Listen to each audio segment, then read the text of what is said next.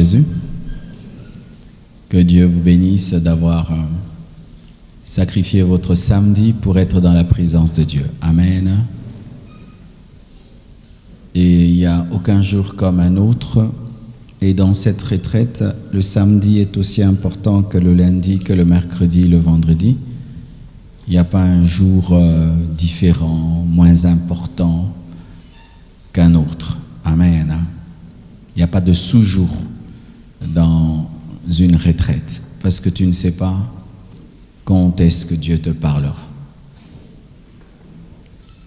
Aujourd'hui, alors que je me suis réveillé à 4 heures, je devais quitter ma chambre pour aller prier dans mon bureau, ce que je fais d'habitude. Mais bizarrement, il y a 2 manières d'aller dans mon bureau. Soit je reste dans la maison et je vais directement dans le bureau, soit je sors de la maison et je tourne derrière et j'entre dans le bureau. Et aujourd'hui, bizarrement, j'ai senti le désir de sortir dehors avant d'entrer dans le bureau. Et quand j'ai voulu entrer dans le bureau, l'Esprit m'a dit non, prie dehors. Je me suis assis à la véranda, j'ai commencé à prier. Et puis Dieu a commencé à me parler. Il m'a parlé des années qui viennent, des choses qu'il allait faire dans ma vie, dans mon ministère, et des conditions que je devais remplir pour que cela se manifeste.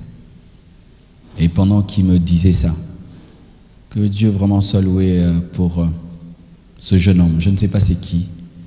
Il y a un jeune garçon, je crois à 5 heures du matin, 5h30, je ne sais plus, qui a commencé à prêcher sur l'avenue. Et je l'ai entendu qui commençait au coin de l'avenue, en Lingala, comme autant d'autres fois, de ces jeunes qui prêchaient la nuit. Il prêchait devant chaque maison. Et il avançait vers ma maison. Quand il est arrivé devant, il a dit tout ce que Dieu m'a dit. Je vous assure, Dieu existe. Il a parlé en Lingala. Lui, je suis sûr qu'il était dans sa prédication. Mais la partie là, c'était pour moi. Et il ne savait pas que j'étais de l'autre côté, en train de prier. Dieu m'a parlé au travers d'un inconnu. Je ne connais pas son visage. J'ai entendu une voix.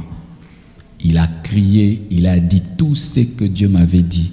Et puis il est parti. Et puis j'ai plus entendu sa voix. Et Dieu m'a dit, c'est pour ça que j'ai voulu que tu sortes dehors, parce que j'avais déjà programmé un prophète pour toi. Tu t'imagines ça?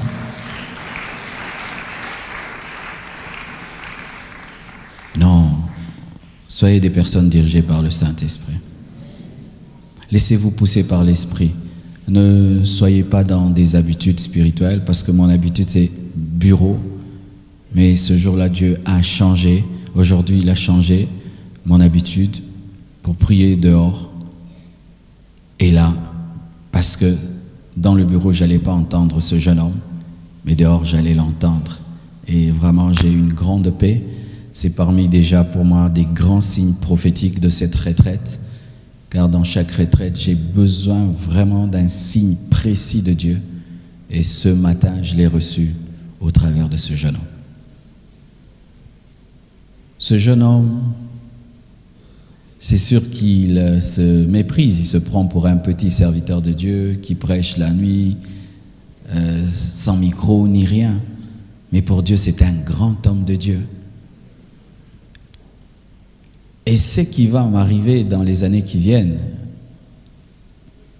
fera partie de son ministère et de sa récompense dans l'éternité.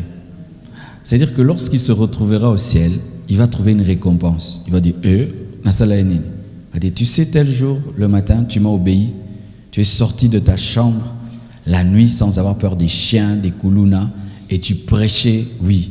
Tu ne voyais même pas qui t'entendait et tout. Je t'avais mis là pour mon serviteur, il avait besoin d'une confirmation de ta part. Et il va entrer dans ma bénédiction.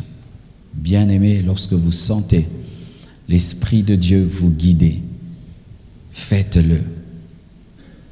Vous voyez, par exemple, aujourd'hui, je suis venu, j'ai trouvé, il n'y a pas une grande chorale. J'ai trouvé la chorale de Samuel.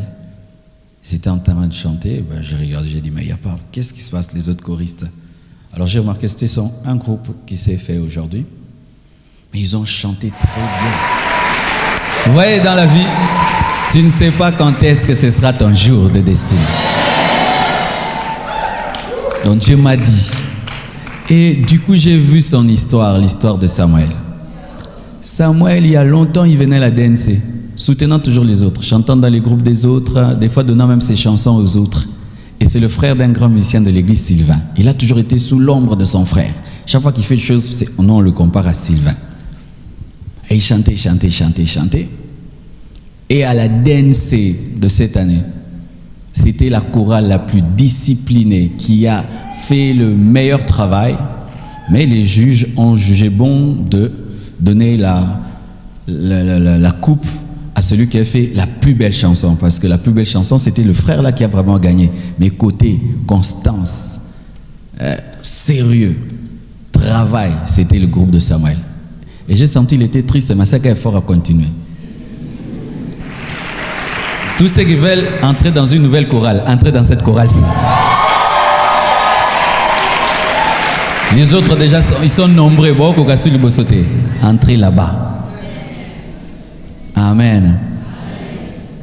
Et c'est sûr que chanter un samedi où vous n'êtes pas nombreux, c'est un jour qu'on laisse à Zouakara, à Ziongo, Penzamba Tomboli. C'est ça la vie, mes frères. Donnez le meilleur de vous-même tous les jours. Ne négligez jamais un seul jour. Ne regardez jamais l'auditoire pour faire une chose, regardez toujours à Dieu. Et ne faites rien pour l'argent, ne faites rien pour l'honneur des hommes, ni pour la reconnaissance. Faites les choses pour Dieu. Il y a un Dieu au ciel qui regarde. Il y a un Dieu au ciel qui regarde.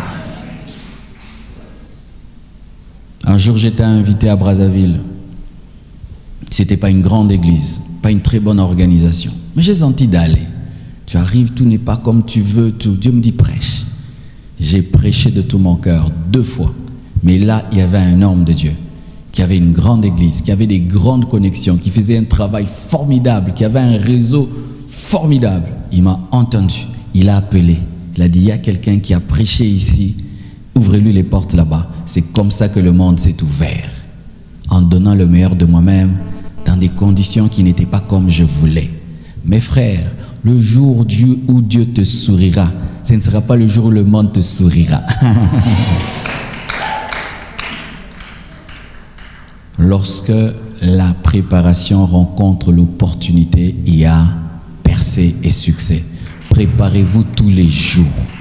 Même si tu n'as pas encore l'opportunité de ta vie, prépare-toi, prépare-toi, prépare-toi. Un jour, Dieu va te donner une passe et tu vas tuer Goliath.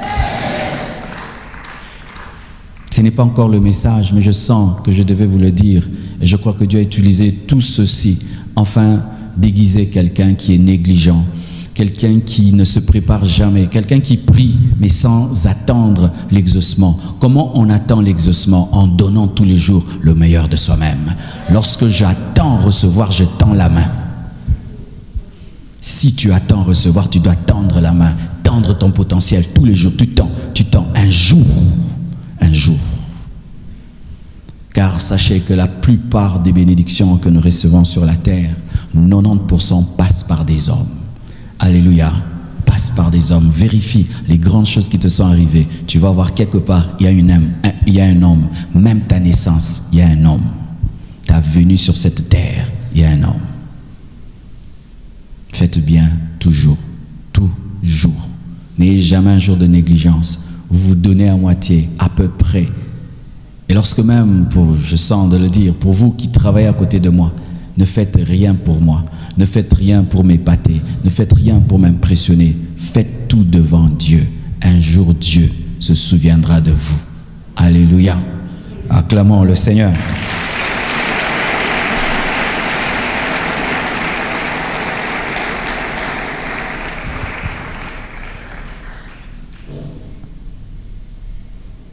Prie pour ton cœur afin que Dieu t'enseigne. Prions. Seigneur Dieu Tout-Puissant, au nom de Jésus-Christ de Nazareth, je prie que tu changes le logos en rhéma, l'information en révélation. Je demande, Père éternel, Dieu de gloire, que tu bénisses cette parole, que tu la oignes au nom de Jésus-Christ de Nazareth. Amen. Nous sommes en train de parler sur pourquoi jeûner. Et je vais vous donner un verset qui conforte notre manière de jeûner. Parce que la plupart des temps, nous sommes habitués de jeûner, disant déjà en avance, on va faire 20 jours, 40 jours, 50 jours. Je vais vous donner un exemple d'un alpha X. Amen. Dans la Bible. Prenez Acte 23, versets 12 à 14, qui prouve des gens qui ont jeûné, mais sans savoir le jour où ils vont finir, mais qui avaient seulement un signe pour finir. Acte 23, versets 12 à 14. Preuve qu'on peut jeûner sans savoir quand on va finir. Vous y êtes? Acte 23, 12 à 14. La Bible dit ceci. Quand le jour fut venu, les Juifs formèrent un complot et firent des imprécations contre eux-mêmes. Des imprécations, donc ils se sont jurés et ils se sont dit que si je ne le fais pas, que je sois maudit. Contre eux-mêmes en disant qu'ils s'abstiendraient de manger et de boire jusqu'à ce qu'ils eussent tué Paul. Amen. Leur dalle, c'était Paul. Ceux qui formèrent ce complot étaient plus de 40.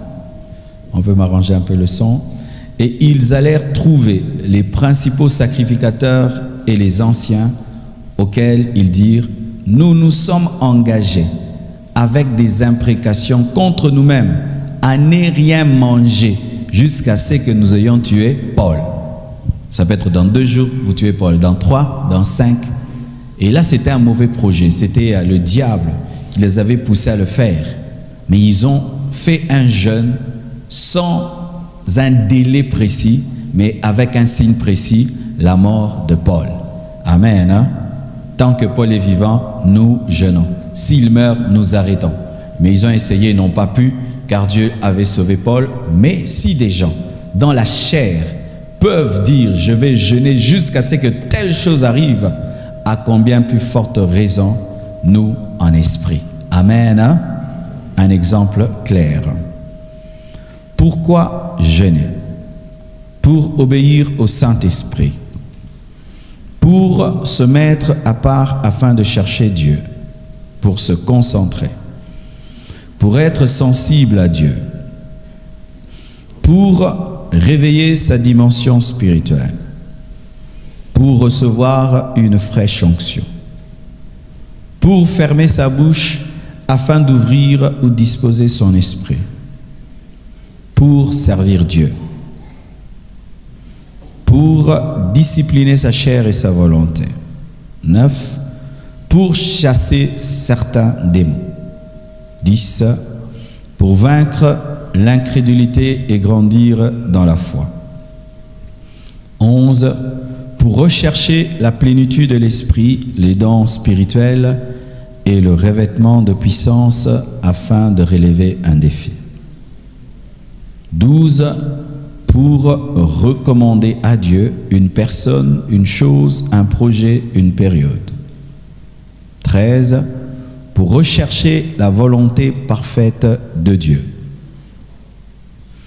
14. Pour baliser le chemin afin de préparer le futur. 15. Pour être seul avec Dieu. 16. Pour manifester devant Dieu l'état de son âme ou l'état de son cœur, sa tristesse, son abattement, son fardeau, sa soif, son désir ardent, son agonie, etc. 17. Pour chercher le réveil spirituel et une grande moisson d'âme. 18. Pour surmonter une tentation. C'était tout. Amen. Nous allons lire Éphésiens 6, versets 18 à 19 pour ce soir. Éphésiens 6, 18 à 19. La Bible dit « Faites en tout temps par l'Esprit toutes sortes de prières et de supplications. Veillez à cela avec une entière persévérance et priez pour tous les saints. Priez pour moi, afin qu'il me soit donné, quand j'ouvre la bouche, de faire connaître hardiment et librement le mystère de l'Évangile. Que Dieu bénisse sa parole. Asseyez-vous.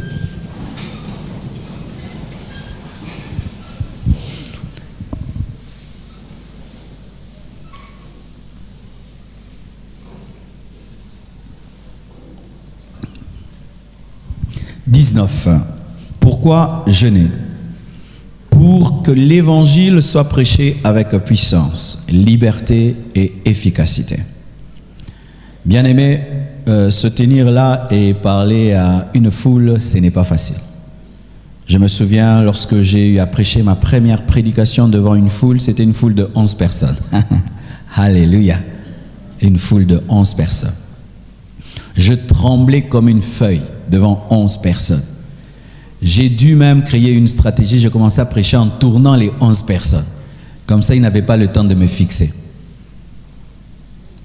Beaucoup d'entre vous ont l'appel de Dieu pour prêcher un jour ici ou ailleurs, mais devant une foule. Mais ce qui vous paralyse, c'est la peur, la timidité. Et tu risques de mourir sans être entré dans ta destinée seulement parce que tu es timide, parce que tu es peureux. Nous avons reçu un esprit de force, pas un esprit de timidité, un esprit de courage. Mais des fois, il est difficile de surmonter la timidité et la peur. Parce que dans le regard d'un homme, il y a une puissance. Dans la pensée d'un homme, il y a une puissance. Lorsque je prêche là, j'affronte même vos pensées. Des fois, je peux entendre vos pensées. Des fois, je peux entendre vos cœurs. Et si tu n'es pas loin, le fait d'entendre les cœurs des gens, d'entendre leurs pensées, ça peut te déconcentrer et tu entres dans leurs pensées, ça t'embrune. C'est pourquoi quand tu es un prédicateur, tu dois être concentré sur la pensée de Dieu, de peur que les pensées des hommes que tu peux capter, parce que plus tu deviens spirituel, plus tu deviens comme une antenne spirituelle, tu captes tout. Et tu peux, des fois, te perdre et ne pas arriver à libérer le message de Dieu. C'est ce qui fait que certains, tu vois, ils commencent comme ça la prédication et puis il va. Ils commencent comme ça, ils bloquent. C'est parce qu'ils ne sont pas assez loin pour rester concentrés en dépit de l'afflux des pensées et aussi pas seulement des pensées, des forces des ténèbres qui sont présentes dans les personnes ou dans l'atmosphère qui oppresse le prédicateur, l'envoûte même. Car des fois, tu peux recevoir un message, mais tu es incapable de le donner parce que tu es envoûté. Envoûté, c'est pas possédé. Envoûté, c'est, tu vois, tu prends, mettons, une tasse, tu mets un insecte dedans, et puis tu mets la tasse au-dessus de l'insecte. C'est ça l'envoûtement. C'est-à-dire un contrôle des pensées.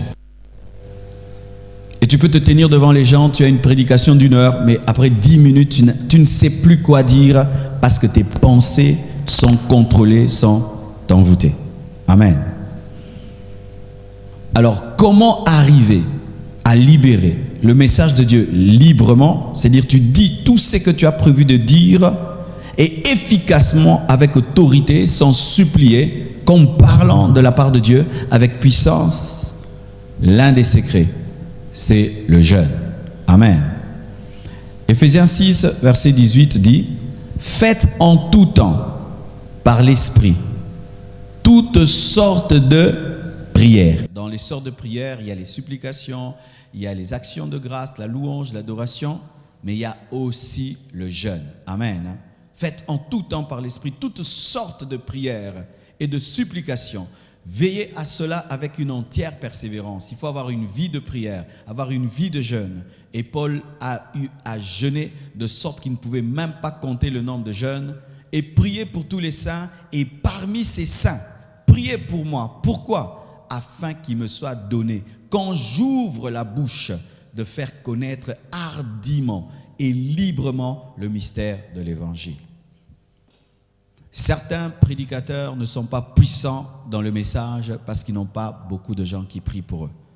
Pendant que je suis en train de me tenir ici, en train de prêcher, de l'autre côté, il y a au moins 4 ou 5 personnes qui sont en train de rater ce message ou l'écoutent seulement sans me voir, mais prient du début du culte jusqu'à la fin du culte, afin que je dise librement ce que je dois dire. Car dans une salle, il peut y avoir des sorciers, il peut y avoir des magiciens, il peut y avoir des envoyés du diable qui viennent t'empêcher de dire ce que tu dois dire. Amen. Quand Dieu t'appelle à prêcher la parole, même si tu as déjà le message, même si tu l'as écrit, il faut prier suffisamment pour être capable de le libérer. Car tu peux l'avoir, mais tu ne sais pas le donner. Amen. Tu peux l'avoir, mais il n'entre pas. Tu peux l'avoir, mais il ne transforme pas les vies. Tu peux l'avoir, mais il n'impacte pas. Parce que plus passer le temps à préparer l'enseignement, mais pas assez de temps à prier pour que Dieu puisse te permettre de libérer le message. Je connais un homme de Dieu qui, lorsqu'il commençait de prêcher, il n'arrivait même pas à regarder la foule. Il commençait toujours ses prédications comme ça. Et il disait aux gens, moi quand je commence le message, j'arrive pas à regarder les gens. Et plus il était rempli, commençait à regarder les gens, c'est parce qu'il atteignait maintenant un niveau de plénitude qui pouvait le permettre de briser sa timidité, de briser sa peur, de briser l'influence démoniaque dans la salle. Alléluia. Lorsqu'une croisade est organisée, si on se donne à mettre les écrans, les lumières et tout le reste, mais il n'y a pas des gens qui jeûnent, le prédicateur peut se tenir devant les gens, mais il ne dit rien. Et nous avons vécu cela dans ce pays, un stade qui se remplit. Le prédicateur vient, il n'a rien à dire. Rien à dire. Vous sentez vraiment que la parole lui est volée, la parole lui est enlevée. Parce que plus il y a une grande foule, plus l'oppression est grande, parce qu'il y a beaucoup plus de pensées, beaucoup plus d'influence, beaucoup plus d'esprit, et tu peux ne plus être capable de dire ce que tu disais à 20 personnes, lorsque maintenant il y a des milliers de personnes. C'est pourquoi prêcher devant 2 personnes est différent de prêcher devant une foule, car lorsque tu prêches à une personne, tu as en ta présence que son esprit et sa pensée. Mais quand tu as une foule en ta présence, c'est toute la pensée de la foule, tous les esprits qui sont là, qui cherchent à te contrôler, à t'influencer et à te dominer. Alléluia. C'est pourquoi, avant de te tenir debout, il faut te tenir à genoux. Avant de parler, il faut savoir fermer sa bouche. Alléluia. Et la puissance d'un message n'est pas dans l'effervescence que déclenche le message. La puissance d'un clou n'est pas dans le bruit que fait le clou, mais dans sa puissance de s'enraciner dans le bois. La puissance d'un message, ce ne sont pas les amens et les alléluia, ni même les gens qui te suivent pour te dire c'était grave. Mais la puissance d'un message, c'est l'impact dans les vies, dans 10 ans, 20 ans, 30 ans, ou même quelqu'un meurt dans la sainteté parce qu'il t'a écouté. Et dans l'étude de l'histoire de réveil aux États-Unis, on avait étudié 2 ministères, 2 puissants prédicateurs, et on avait remarqué que l'un d'eux, il pouvait te prêcher et puis tu vas abandonner Dieu avant de mourir, mais l'autre, quand il te prêchait, tu te convertissais, c'était à vie. Alléluia. C'était une forte dose. Donc mes frères, ne regardons pas à ce qui se passe maintenant. Qu'est-ce que cet homme qui m'entend deviendra après 20 ans? Qu'est-ce que ce jeune garçon qui m'entend deviendra lorsqu'il sera marié? Qu'est-ce que ce message fera dans sa vie? Amen. Hein? Et je vous assure, il est impossible de marquer un homme à vie en l'impressionnant en un jour. Il faudrait que ton message, au-delà d'être quelque chose qu'on entend, soit accompagné d'une force surnaturelle qui influence la vie. Et ça ne s'explique pas. Tu ne peux l'obtenir qu'à genoux. Alléluia. Tu ne peux l'obtenir qu'à genoux.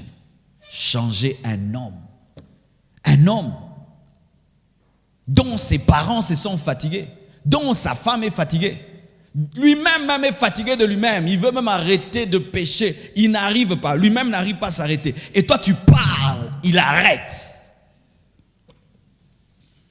Tu ne l'as même pas menacé de le mettre en prison, ni de le taper. Tu parles seulement. L'homosexuel arrête l'homosexualité. La lesbienne arrête. Elle se marie. Waouh! Ça, il il faut la puissance. Ça, il faut la puissance.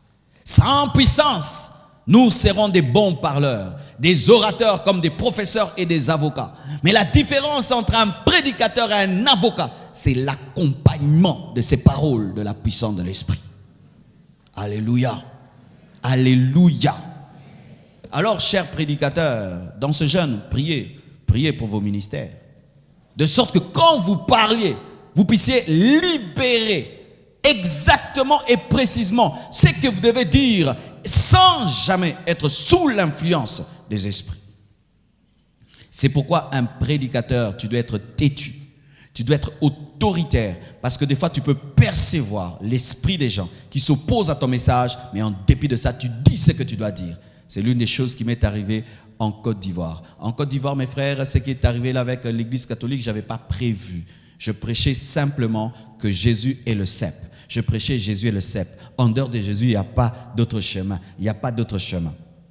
Et puis je fais seulement une petite parenthèse. Comme Marie n'est pas le cep et Marie n'est pas le chemin. Je voulais passer. Quand j'ai voulu passer, j'ai senti leurs esprits. J'ai entendu leurs pensées. J'ai senti une opposition. Oh, je dis comment je suis en train de parler à des enfants de Dieu, mais quand je parle de Marie, au lieu que je sente la joie, je suis une opposition. J'ai insisté. C'est Jésus qui est le chemin. On ne prie pas Marie. J'ai entendu encore. Ah là, non. J'ai senti leur esprit vouloir me contrôler. Alors je me suis énervé en esprit. Cette partie-là, ce n'était pas prêché, c'était l'énervement spirituel. Parce qu'un adorateur ne supporte pas les idoles. Là où il y a adoration, on détruit les idoles. Oui. Un adorateur ne peut pas supporter une idole, ne peut pas supporter qu'on puisse voler l'adoration qui est due à celui qui est mort et ressuscité. Car Marie ne peut être adorée. Elle n'est pas morte, elle n'est pas ressuscitée. Elle est indigne de mon adoration. Où est sa croix? Où est la croix de Marie? Chaque fois qu'on donne l'adoration qui est due à Jésus, à Marie, c'est du vol. C'est un détournement des fonds spirituels. Les amis yippie.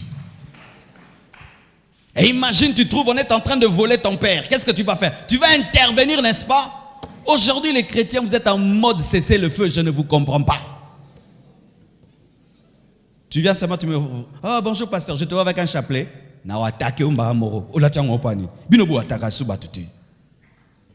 Ola tiang opani. Oh, te expliquer dans la Bible. Wapi oloba chapelet. Tokomaka kimia, omoni, sogolobi, ekosala-nini. Frère, vous pensez qu'au ciel, ce sera l'écuménisme? Il n'y aura que les adorateurs de Jésus. Aucun adorateur de Marie n'entrera au ciel. Vous savez ça? Tu peux être dans un endroit. Tu parles seulement un peu de la franc-maçonnerie. Tu sens un esprit s'opposer à toi. Sache que là, il y a une force de ténèbres franc-maçonne qui veut s'opposer à ton message. Cogne là. Cogne encore. Cogne encore. Si tu vas finir en prison, va glorifier Dieu en prison. Si tu mourras là-bas, va au ciel. Ah oui.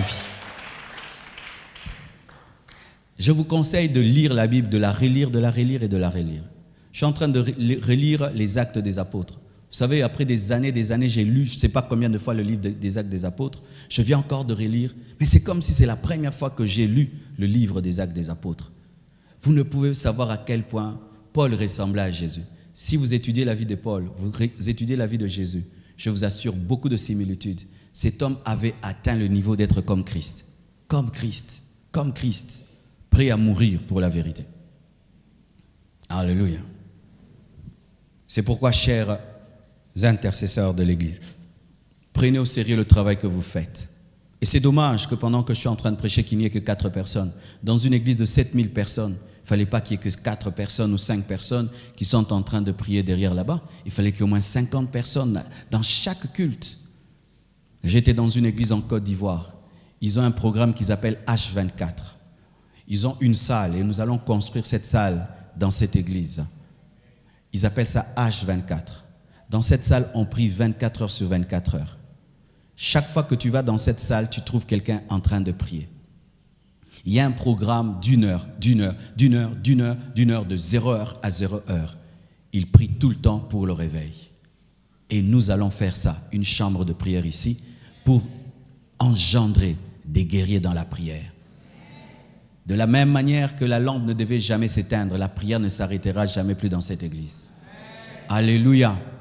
chers intercesseurs, si vous avez arrêté de prier et si vous êtes devenus des intercesseurs de nom, faites très attention. Nous avons besoin de vos prières pour prêcher librement, avec hardiesse et autorité, le message que Dieu nous a donné. Car sachez qu'un homme de Dieu peut des fois se lasser de son message. Il peut l'oublier, il peut arrêter de le prêcher, il peut s'en fatiguer. Mais lorsqu'il y a des hommes qui prient tout le temps, ce message est renouvelé dans sa bouche. Intercesseurs, faites votre travail. Et aussi pour vous qui êtes à l'école des ouvriers, c'est pas bien que vous tous, en sortant de l'école des ouvriers, tous voulez entrer dans la chorale. On a besoin des intercesseurs dans cette église. Connaissez-vous les personnes les plus humbles des églises? Qui connaissent? Première personne, les plus humbles dans les églises. Ce sont ces frères, lorsque vous entrez à l'église, sont dans les toilettes. Et suivent les toilettes. Ce sont les hommes les plus grands de cette église. Ils sont même plus grands que moi. Vous savez ça? Vous savez que les gens qui lavent des toilettes sont plus grands que moi? Oui. Je les respecte. Parmi les gens que je crains dans cette église, ce sont les gens qui lavent les toilettes. Dernièrement, je suis entré dans l'église, j'ai regardé, j'ai vu une belle fille assise dans les toilettes et un beau garçon. Ils sont là seulement pour nettoyer après que toi, tu puisses passer par là. Mais c'est écrit dans la Bible. Qui est le plus grand d'entre vous? C'est celui qui est le serviteur de tous. Qui sont les serviteurs de nous tous ici? Quelle est la chose la plus basse sur la terre? C'est les toilettes, non? Qui lave les toilettes ici? Tenez-vous debout. C'est vous qui lavez les toilettes? Je vais prier pour vous à la fin du culte. On ne leur paye pas. Par amour pour Dieu. Pendant que vous écoutez la parole et sont dans les toilettes, dans ces odeurs-là. Alors que chez elles, peut-être, on ne l'en voit pas. Elle dort dans une chambre climatisée. Mais elle vient à l'église. Elle lave les toilettes. Il y a une sœur de l'église qui a reçu son mariage comme ça. Elle est allée dans les toilettes, laver les toilettes. Et le frère aussi est allé laver les toilettes. L'amour est né dans les toilettes. Et c'est son mari. Alléluia. Et bizarrement, c'est le premier culte, le premier mariage que nous avons béni dans cette église quand on avait arrangé ceci. Dieu les a réservé le plus beau temple. Pourquoi? Ils ont accepté la saleté pour vous et Dieu leur a donné la beauté.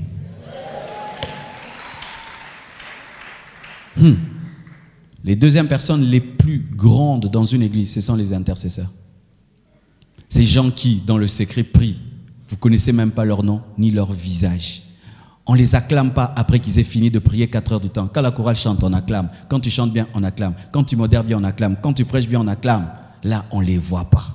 Ce sont des personnes qui ont conscience du regard de Dieu et n'ont besoin d'aucune acclamation. Ces personnes seront acclamées au ciel. Allez dans de tels départements. Allez dans les départements cachés. Et si dans cette église, il y a cette culture-là, mes frères, nous aurons des toilettes aussi propres que Memling, que l'Intercontinental. Dans l'église où je pars toujours, là, de Côte d'Ivoire, les gens se battent pour aller aux toilettes. Tellement les gens sont bénis dans les toilettes. Tout le monde veut aller y servir. Il y a même d'autres, quand on fait des tours, on dit tourne ici, l'habité, n'a doublé tour. Et je vous dis vrai, de vrai, de vrai, de vrai. Vous savez, des fois, les choses de Dieu ne sont pas là, on pense qu'elles sont. Amen. Hein? Tu vas voir sur ton corps, l'une des choses les plus chères, ce sont tes chaussures. Mais les chaussures cachent quoi? Des pieds qui sentent mauvais. Tu vas voir. Tu peux porter une chemise de $10, un pantalon de $20, mais les chaussures là-bas, $400. Mais les $400 sont mis dans quoi? Dans ce qu'on ne voit pas, n'est-ce pas? Mais dans ce qui sent mauvais. Mais qu'est-ce qui travaille tout le temps? Tes pieds. Tu es debout, debout, debout. Tu marches. Parmi les muscles les plus développés sur le corps, ce sont les mollets et les cuisses. Parce que ça travaille tout le temps. C'est caché, ça porte tout le monde. Mais regarde le visage, on le voit. Mais les pieds portent tout. Mais Dieu honore aussi les pieds qui s'humilient pour les autres en donnant des belles chaussures. La nature nous enseigne. Je veux que dans cette église, qu'il y ait un esprit où on aime les choses humbles, les choses simples, les choses invisibles, pas toujours à épater, à impressionner. Car sachez mes frères qu'au ciel, nous serons très très étonné. Et je vous dis encore la vérité. Les plus grands de cette église, ce n'est pas moi. Le plus grand dans cette église, c'est celui qui lave les toilettes là-bas. Je dois faire l'effort na mekapé kuna pour aller que l'angate. Si on pouvait même se battre pour les bénédictions, pour les vraies bénédictions devant Dieu, vous verrez mes frères et sœurs. À l'école biblique, quand tu vas, même si tu es pasteur, on te dit va laver les toilettes. Pourquoi? Pour te briser et t'enseigner cela, à faire des choses invisibles devant le Dieu visible. Je ne peux être un grand prédicateur sans qu'il y ait un groupe de gens qui prient pour moi. Qui prient pour moi. Et pour qu'il y ait des gens qui prient pour moi, vous devez quitter l'esprit d'être vu. Vous devez aimer les choses cachées. Lorsque j'étais fidèle et que mon pasteur tenait une croisade, on nous mettait sous l'estrade du pasteur. On couvrait de bâches. Lui prêchait, nous on priait en bas. On priait, personne ne nous voyait. On entendait seulement des miracles, des prodiges. Des fois, on recevait des prophéties, des paroles de connaissance. On écrit, on lui envoie, lui donne. C'est comme si c'est lui qui voyait. Quand seulement tu prends le croissant, tu mets dans la bouche, tout le corps s'en empare. Quand tu as une révélation, ce n'est plus ta révélation, c'est la révélation du corps. Nous avons besoin de la compassion des gens maintenant qui prient et qui jeûnent pour qu'on puisse prêcher librement. Vous voyez mes frères, plus une église grandit, quand on construit, c'est comme si dans les bâtiments, dans les ciments, il y a un esprit de lourdeur. Oui, j'ai connu une église qui n'avait que des tôles et des bois. Quand j'allais prêcher là-bas, quelle onction, quelle présence. Quand cette église commence à construire et tout, tu ne vois plus ça. Je pose un exemple, parce que la beauté d'une église, ce n'est pas le ciment, c'est la présence de Dieu. Et la présence de Dieu ne peut être manifeste que s'il y a des gens qui jeûnent et qui prient dans le secret, sans acclamation ni reconnaissance. Dieu vous élèvera. Alléluia.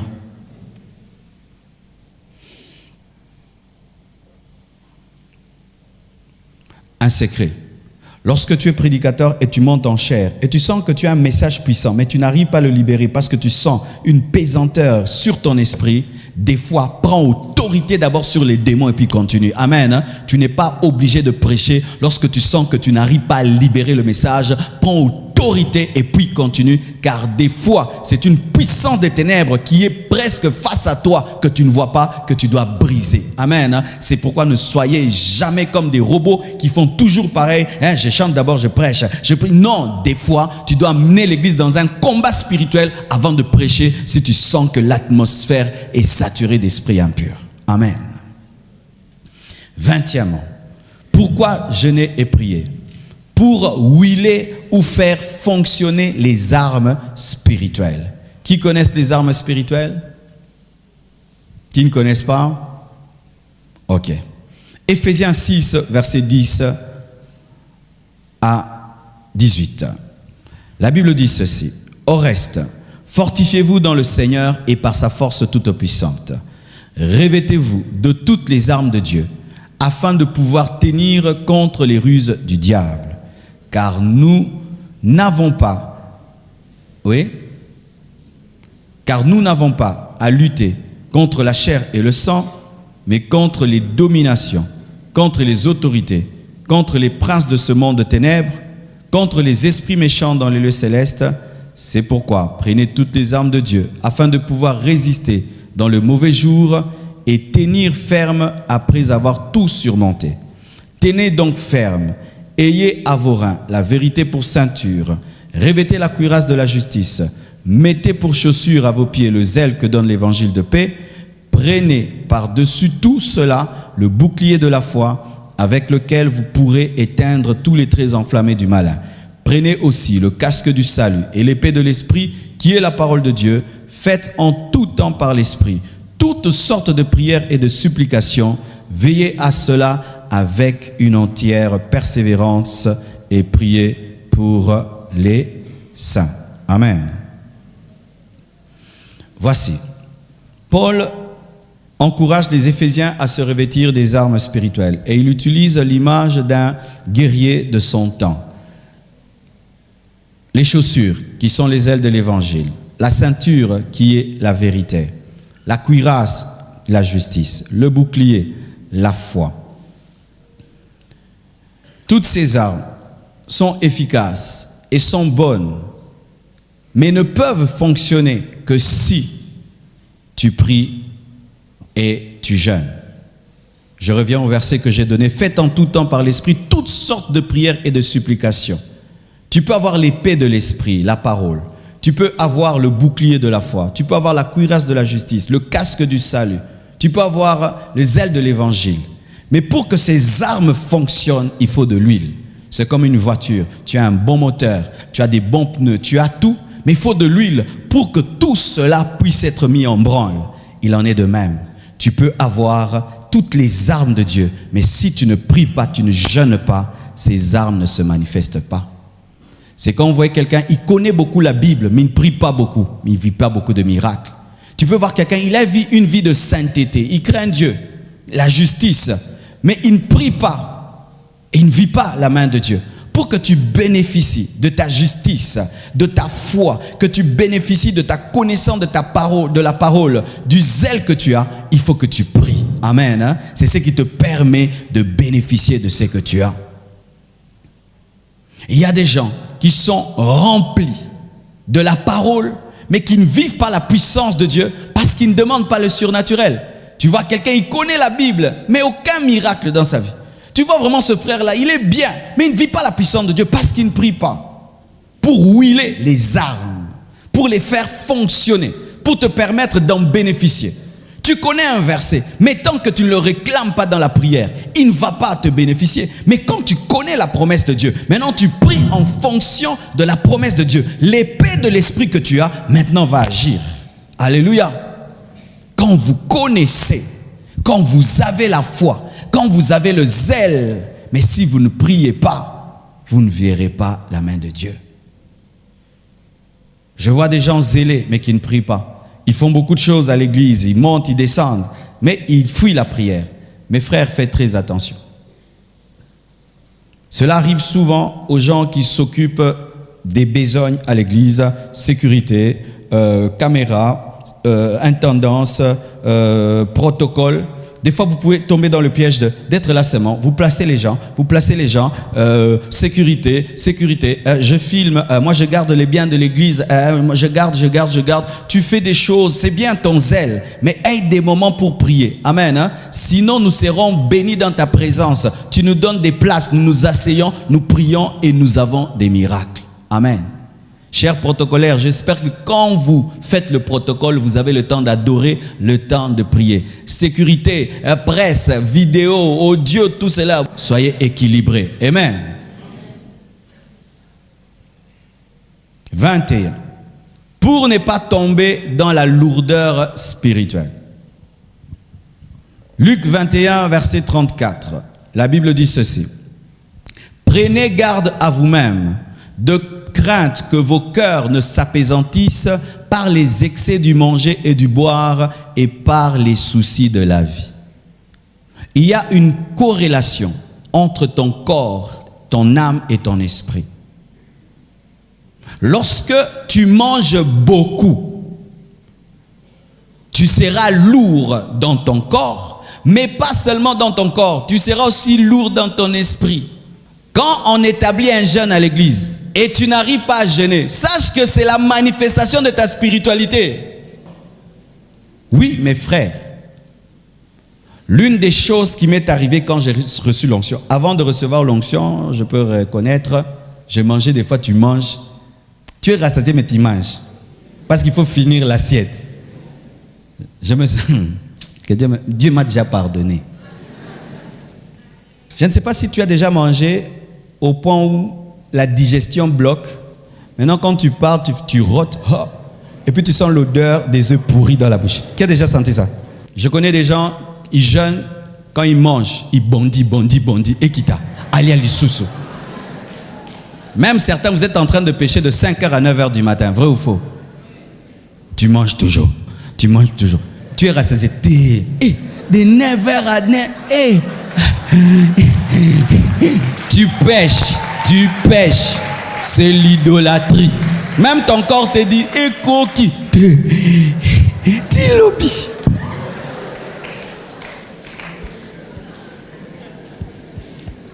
Comment maintenant quelqu'un comme toi, tu peux diriger le Congo? Tu ne résistes pas devant la nourriture. Du riz, du pondou te font tomber. Maintenant, si tu vas en Martinique, tu trouves une antillaise. C'est pourquoi vous voyez la tentation de Satan. Il demande à Jésus de changer la pierre en pain. Donc, il veut vaincre le Seigneur par du pain. Et lui qui est le pain de vie.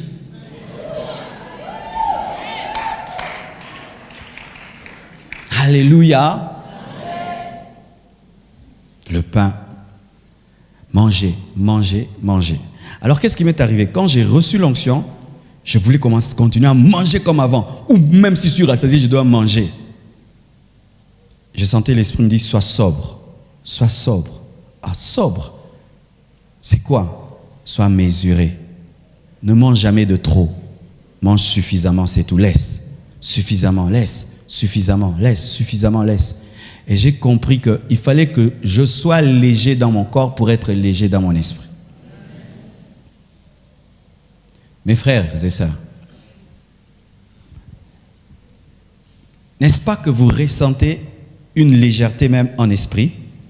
Quand tu veux prier, tu vois, ça vient, n'est-ce pas? Quand tu te tiens devant Dieu, tu peux durer. C'est parce que même physiquement dans ton corps, tu n'es pas lourd. Les excès du manger et du boire alourdissent le cœur. Ça alourdit l'âme. Manger, manger, manger, ça alourdit l'esprit, ça apaisantit, ça étouffe l'esprit. Car sachez, mes frères, que l'homme n'est pas d'abord le corps, l'homme est d'abord un esprit. Amen. Hein? Et plus tu ne fais que t'occuper de ton corps et de ton corps, l'esprit maigrit. C'est pourquoi même dans le domaine de l'œuvre de Dieu, tu es serviteur de Dieu, servant de Dieu. Occupe-toi de toi seulement normal. Je porte une veste, une chemise, des chaussures, c'est tout. Parce que, qu'est-ce que je cherche quand je m'habille? Vous séduire? Non. Être propre et présentable, c'est tout. Je n'ai pas besoin de séduire une femme. Je n'ai pas besoin d'impressionner quelqu'un que je m'habille bien. Moi, je ne suis pas dedans. Moi, je suis dedans. Moi, je veux que les âmes soient sauvées, l'église grandisse, des extensions dans le monde entier. Je n'ai pas besoin que ma veste t'impressionne. Si cette veste est belle, même 10 ans, je peux la porter. Tant que j'ai converti les gens, je prêche, j'enseigne. Ce qu'il faut me réclamer, c'est la parole et l'onction. Pas ma veste, pas ma cravate, pas une nouvelle chaussure. Non, tant que c'est présentable, c'est beau. Point barre. Quand un homme de Dieu, tu commences à entrer dans ces choses-là, il y a de la distraction chez toi. Il y en a chez toi. Ou pour t'habiller, tu dois prendre 2 heures du temps. Oh ça, pas ça. Oh ça, pas ça. Oh ça, pas ça. Oh non, et c'est mité. Oh c'est... Ndeko, vous avez un trouble. Demandez à Sion qui voyage avec moi. Mes habits, vous savez, j'appelle mes habits quoi? Mes kimonos. Surtout si tu es un homme. Les femmes, ça va un peu.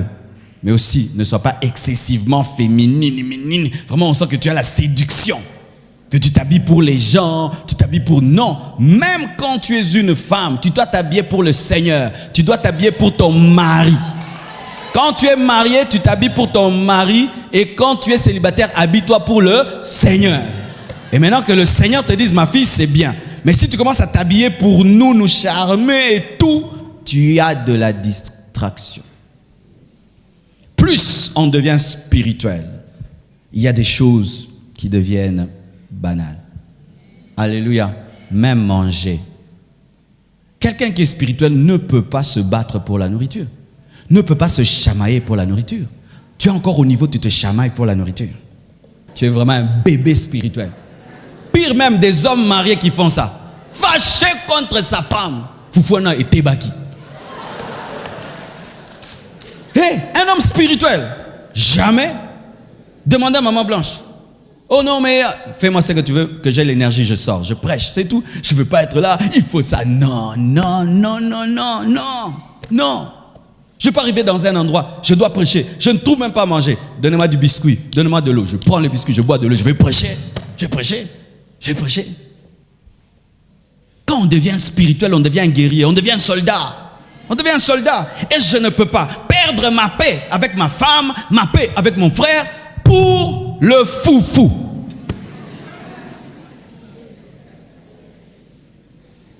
Ce sont des choses, plus tu commences à grandir, ça devient banal. Si tu vois quelqu'un se dire spirituel, mais tu vois il est attaché à la nourriture, sache qu'il est encore un enfant. Il est encore un enfant. Quelqu'un qui a grandi, il peut même dire, mangez, vous avez faim, mangez. Moi, je vais me débrouiller. Faites-moi des œufs et du pain. Il mange, il dort. Donnez-moi la main, je vais parler.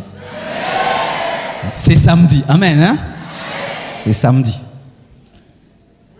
Une fois, je suis allé dans une fête. Je me suis rendu compte, c'est comme si la nourriture des fêtes est envoûtée. Vous savez pourquoi? Tu peux être chez toi à la maison, tu as 6 bouteilles de Fanta, 10 bouteilles de Coca, ça ne te dit rien. Mais si tu vas à la fête, Sikri Oana Sokoziangote. Quand il faut se servir, tu vois les gens se servent comme si ils vont mourir, manger et mourir. Ils mélangent les mélangeables. Ils ajoutent. Tu vois, l'assiette est petite comme ça, mais comme ces camions-là qu'on surcharge. Ils prennent des choses qui ne vont même pas finir. Un païen peut faire ça, mais toi, un frère, je te vois dans une fête, tu te sers comme ça. Je peux savoir à quel niveau spirituel tu es. Tu es un bébé. Et frère, Azib le rebelle, bon aussi, ça va te.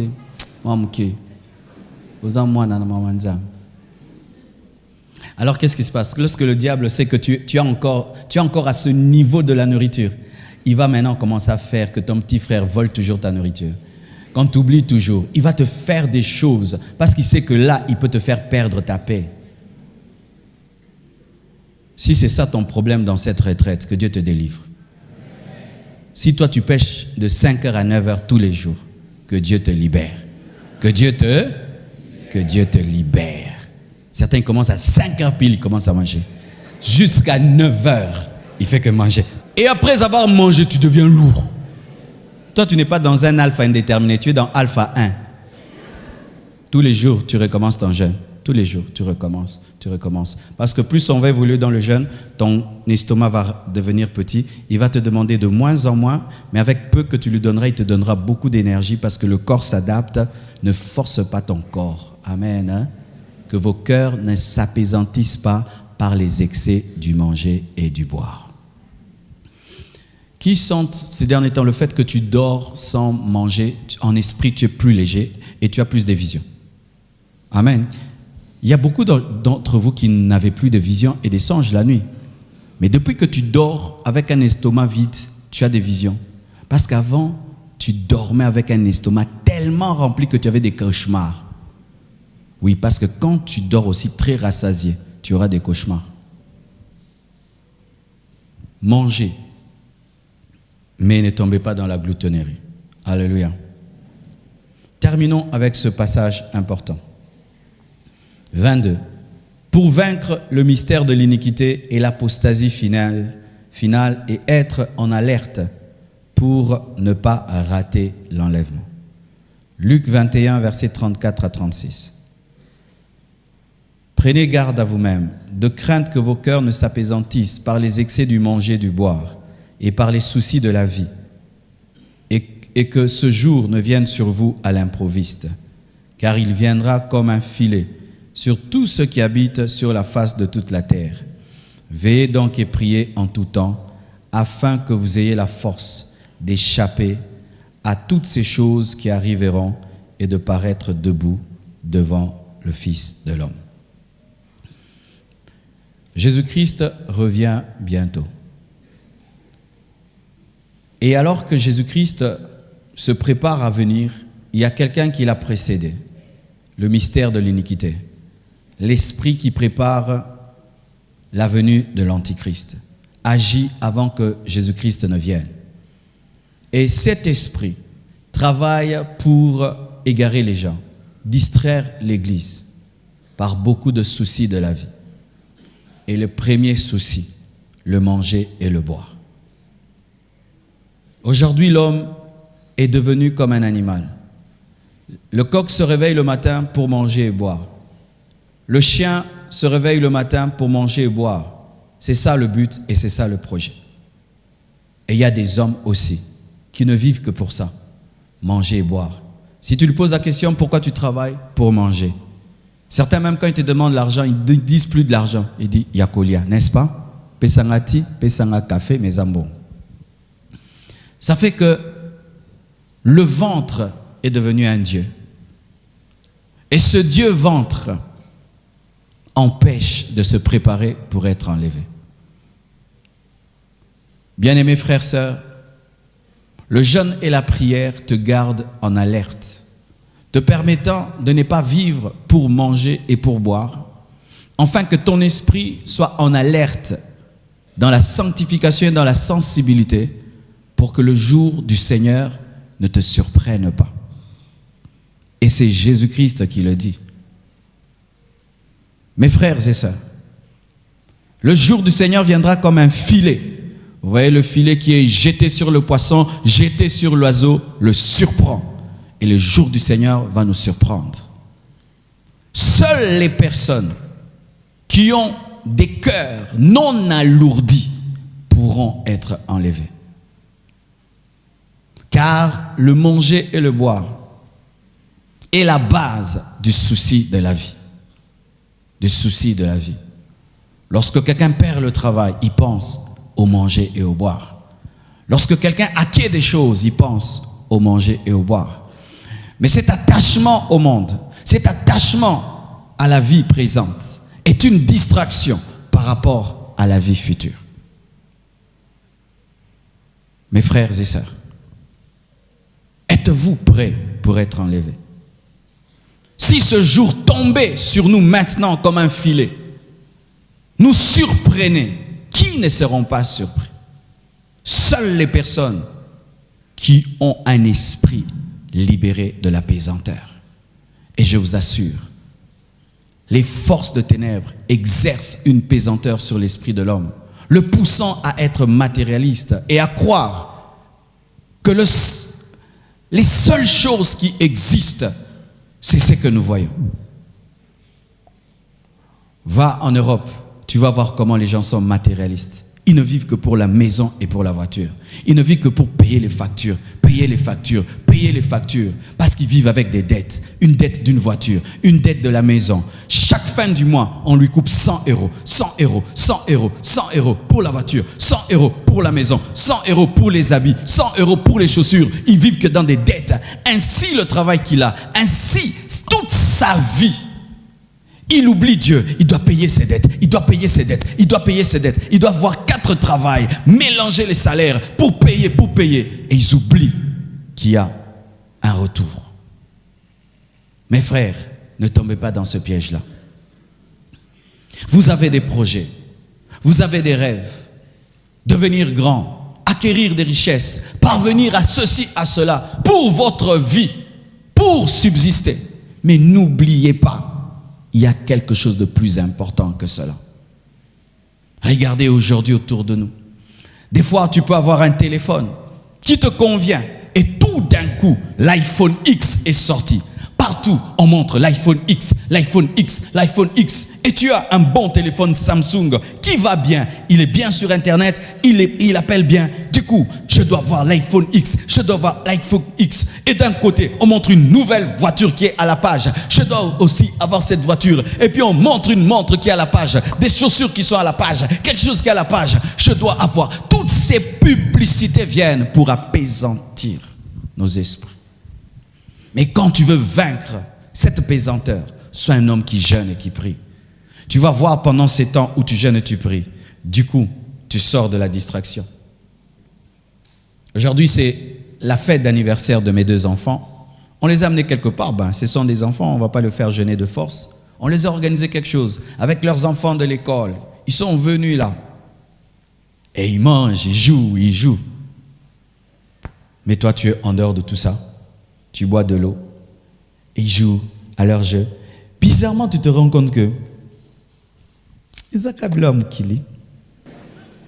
16 heures, j'entre dans la voiture, je viens à l'église.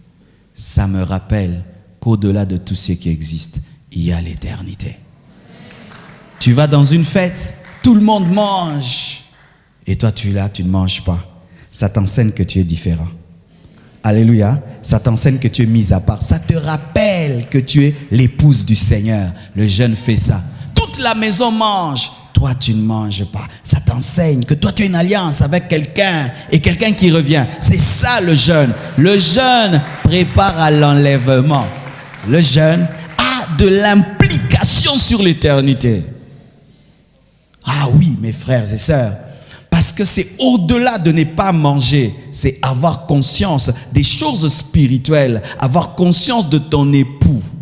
Je connais des sœurs qui, 3 jours avant leur mariage, arrêtent de manger normalement pour qu'à robe et fanda. Vrai ou faux? Oui. Quand vous voyez une sœur bien dans la robe, demandez-la. Il y a beaucoup. La robe est tellement belle. La monitaille nae, à kokonda, même si vous avez la sport, à lieuté pour à na robe. Mais il y a une robe qui dépasse la robe de la mariée. Il y a la robe de la justice que Jésus-Christ me donnera ce jour-là. Et si je dois payer le prix de mener une vie de jeûne et de prière pour que cette robe me convienne, je payerai le prix. Car moi aussi, j'attends un mariage avec le roi des rois, le Seigneur des seigneurs. C'est pourquoi, mon frère, que personne ne te dise, frère Okondi, oh Miko Ebimi, frère Ebima. Alors que l'homme extérieur se détruit, l'homme intérieur se renouvelle de jour en jour. Alléluia. Nous, on nous a insultés à cause des jeunes. Moi, j'ai jeûné jusqu'à avoir 45 kilos. Un jour, je vais vous mettre mes photos quand j'ai commencé, mes frères, l'église. Je veux chercher quelqu'un qui avait ma taille ici. Nayouzamouné, les frères. Même lui, je ne vois pas. Je ne vois personne qui avait ma taille. Peut-être j'avais la tête de la sœur. Sœur, tenez-vous debout. Mais en homme, j'étais comme ça. Pasteur d'une église. Un jour, mon père me regarde et dit, toi, tu pèses maintenant combien de kilos? 15 kilos, 20 kilos. J'étais devenu vilain. Oui, bimi, mikoué, bimi. J'ai regardé une de mes photos. J'étais dans le jeûne, j'ai regardé. C'était quoi? Je ne voyais même pas que j'avais perdu. Tu portes une veste, tu deviens comme un porte-manteau. Oui. Et Fandikara. Mizo karanguya na katika kanguya. Ah, Jésus. Je me souviens, j'étais entré dans un long jeûne, j'avais tellement maigri. Et puis je suis allé dans une église. On a mis un autre pasteur, il a prêché. Moi, on m'a regardé, j'étais mince, la veste plus grosse que moi, sur la chaise de mon aramuto Koufa. On m'a dit, qu'est-ce qu'il y a? On me le laisse prêcher. Et puis à la fin, on a eu pitié de moi, on dit, frère, prie même un peu. Je me suis levé. J'ai appelé les intercesseurs. J'ai dit, faites, tournez-moi. Ils m'ont tourné. J'ai fait seulement ça. Tout le monde par terre.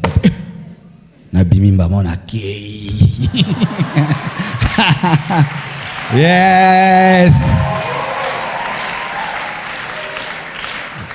Je vous dis la vérité. Dieu est bien. Il y a un temps dans la vie, tu dois magasiner la puissance et perdre la graisse. Il y a un temps dans la vie, tu dois magasiner la puissance. Tu perds la graisse. Tu dois magasiner la beauté intérieure et tu perds la beauté extérieure. Ah, je vous dis mes frères, même les sœurs, des fois vous vous abîmez avec des masques. Certains vous mettez même des trucs noirs sur le visage. D'autres vous mettez des carottes, des choses. Mais quand ils vont enlever ça, la peau devient belle. Moi aussi j'aimais le maquillage spirituel. Pendant que je m'abîme là, quand je vais revenir plus puissant qu'avant. Mes frères, ces lois-là existent aussi dans la spiritualité. Jésus, quand il meurt, il est arrêté, son corps bloqué à un endroit. Quand il ressuscite, ce corps traverse les murs. Il devait accepter de mourir, comme s'il reculait, mais pour avancer. Mes frères et sœurs, un événement nous attend, le retour de Jésus. C'est pourquoi je vous demanderai, ayez une vie de jeûne. Même après ce jeûne, ayez vos jeûnes personnels. Moi, j'ai tellement aimé ce régime, j'aimerais le continuer. Mais ajouter peut-être des fruits vers 15h, 16h et boire peut-être un peu de lait sans sucre la nuit. Alpha éternel.